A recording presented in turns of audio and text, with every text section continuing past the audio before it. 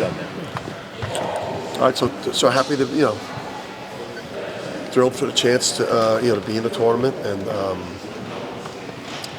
I think obviously this time of year is, it's an awesome time of year. You play well, coach well. No matter kind of what you did in the regular season, if you play well, you coach well, you advance this time of year. It changes your life. So it's exciting time of year for the players, for the coaches,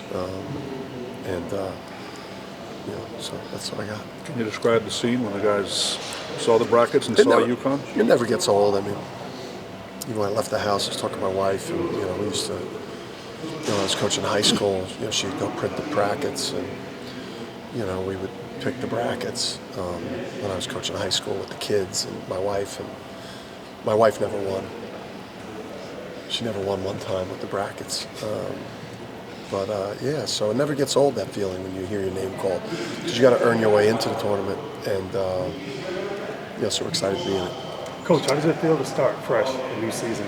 I think that's what this thing is. I mean, I've had some great regular seasons, and I think it's just what all coaches and players and teams experience. You could have, incredible regular season in this sport, and and it's cruel in a way if you don't play well in March.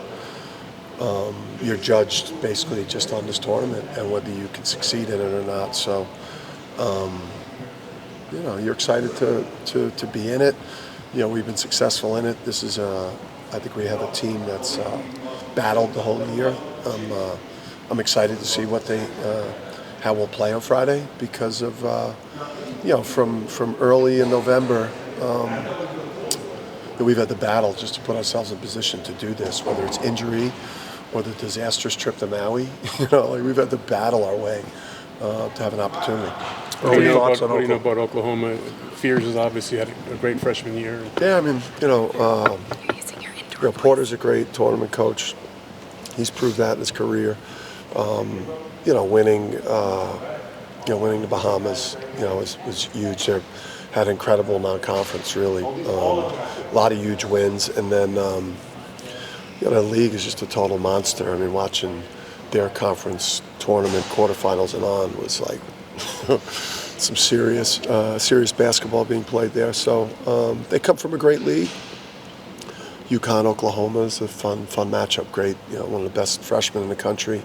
Obviously, Moore is an excellent wing. So. Dan, you brought a prop. What you got in that folder for us? No, just information on Oklahoma. Well, I see that it says Oklahoma. Yes. It'll be there'll be a lot more volume by tomorrow. Right now, we'll start as soon as I get away from you. We'll start watching. Coach, 5 Big East teams in the tournament this year, 3 last year. Just your reaction to that? Yeah, I was. It's just great to see Xavier. If you've watched Xavier play, they've been playing at a high level for a long time since getting Fremantle back and healthy. They've clearly been a tournament team. So they're. And it was just good to see us get the number we deserve this year. Is it tough for you to say confidently you know what to expect from your team? No. I don't know, how much the past or how we've played in terms of being inconsistent. This time of year, it's, you have a chance, in a magical time of year to just, if we play your best basketball, when we've played our best basketball, we've looked like, a really good team. We're a couple of late game,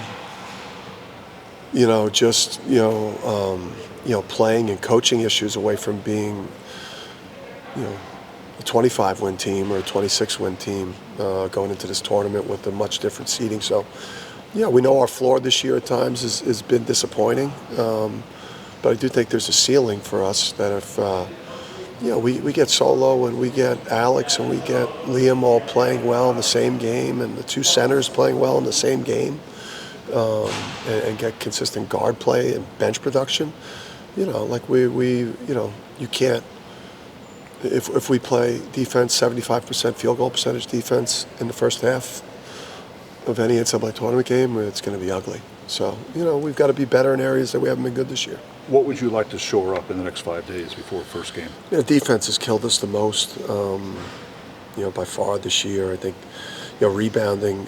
Creighton did a good job keeping us off the glass. But the defense has cost us.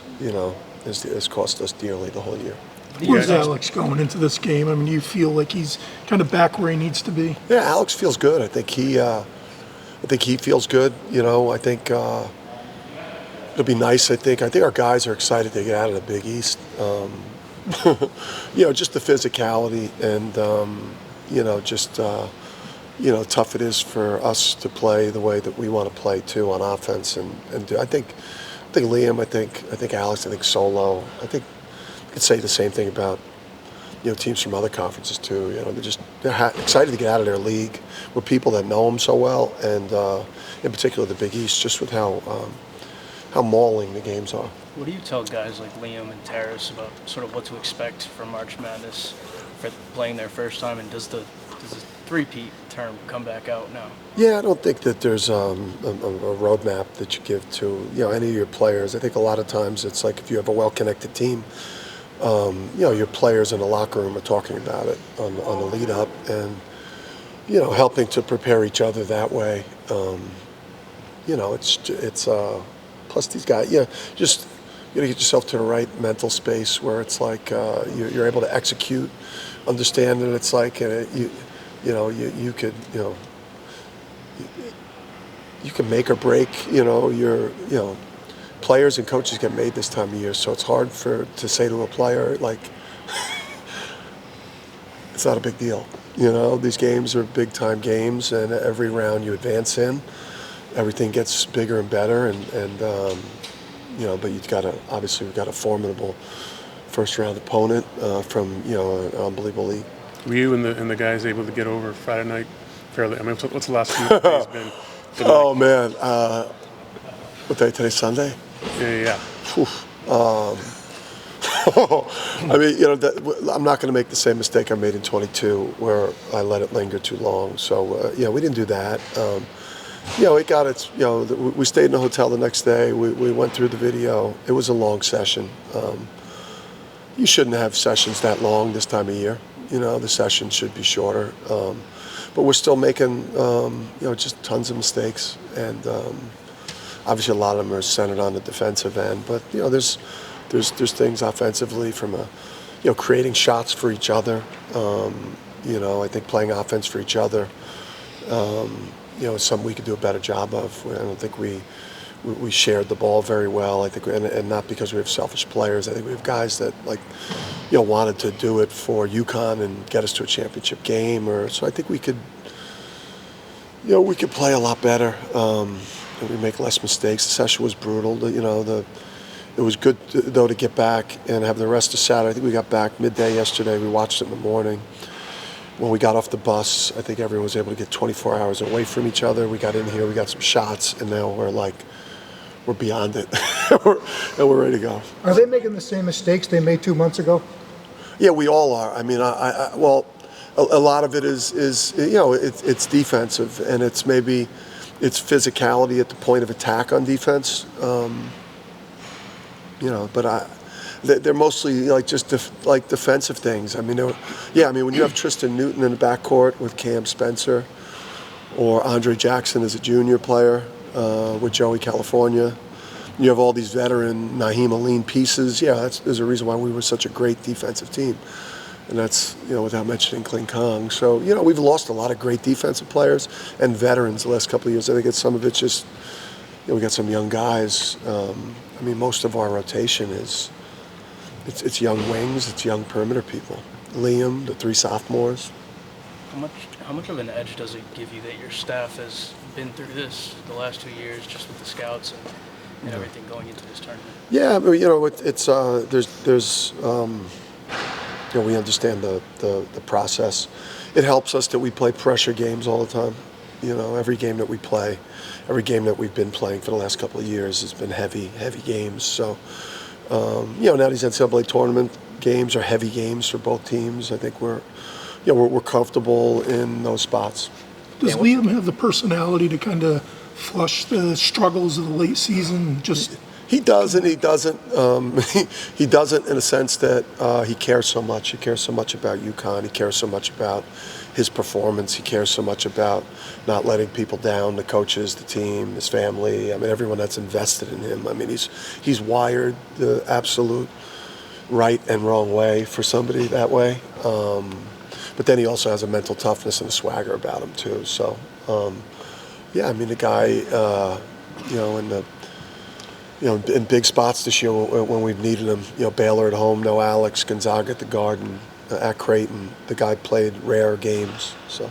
Dan, you mentioned all the reasons, the defense maybe took a hit, but is it disappointing at this point in the year to still be talking about that? Because that's something that a lot of times comes from in here. Yeah, it does. I mean, defense, but I think sometimes it's I think, the initial reaction is, is like it is. It's like a lack of toughness thing. I think at times, maybe some of that, but it's, it's also, it's technique and it's awareness. It's being able to absorb scouting. It's understanding 5 different ball screen coverages. And, there's a lot of terminology. There's a lot of things that you have to know instinctually. It just takes some time. And, we've had elite defensive teams because we've had also some older players.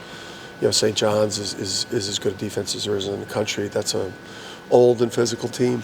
Houston is one of the best teams in the country. They're old and physical teams. When you have a year like you did this year, when everything's a grind, everything's difficult, do you worry about the team going in, like being just exhausted and drained, or is that a good thing maybe going in that they've been through the wars so much this year, every single game pretty much? I mean, you're worrying a lot more during the year because you know, if you don't win, you lose the heartbreaker to Villanova, and now you're at a surging Georgetown team after they got off to a great start in the league and then almost won at Marquette. You're probably more worried about losing that second Georgetown game on the road and then things snowballing on you as the external noise gets even louder and louder and everything that you deal with here at UConn, or when you're very successful. So I think this time of year you're just happy to be just excited to be in the tournament and know that, teams with high seeds have been able to advance in this tournament in the past, and that, we could change the narrative and the storyline for this season and this team by playing great this time of year. What has and will be your schedule this week? Have you given the guys a little time to recharge? They did. I mean, we I'm not good with too much idle time, so I dragged everyone in here to shoot a little bit today. But it was light, and it was more to just get the group together and get back on the court before we watched the show. So it was light. And to play on Friday, obviously it gives you more time to prepare for both teams. How heavy is it to wear you said it earlier in the season, it's really heavy to wear the UConn uniform, but how about to carry 2-time defending national champs into March Madness? And do you want to lessen that load, or do you want them to feel it? Yeah, I don't. That's something that they'll hear, or it's something that I think, quite honestly, like earlier in the year, might have been something that was talked about around here more. But we haven't, with the way that we played, I think to this point, it's not something that we're even talking about. It's like right now, like let's just get our best performance together and lock in on Oklahoma.